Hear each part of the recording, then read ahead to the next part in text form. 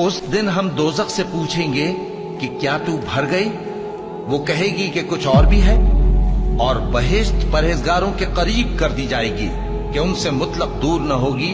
यही वो चीज है जिसका तुमसे वादा किया जाता था, यानी हर रुजू लाने वाले, हिफाजत करने वाले से। जो रहमान से बिन देखे डरता रहा और रुजू करने वाला दिल लेकर आया, उसमें सलामती के साथ दाखिल हो जाओ। ये हमेशा रहने का दिन है, वहां जो चाहेंगे उनके लिए हाजिर होगा। और हमारे यहाँ और भी बहुत कुछ है, और हमने उनसे पहले कई उम्मतें हलाक कर डाली। वो लोग इनसे कुव्वत में कहीं बढ़कर थे। फिर वो शहरों में गश्त करने लगे, क्या कहीं भागने की जगह है? जो शख्स दिले आगाह रखता है या दिल से मुतवज्जे होकर सुनता है, उसके लिए इसमें नसीहत है।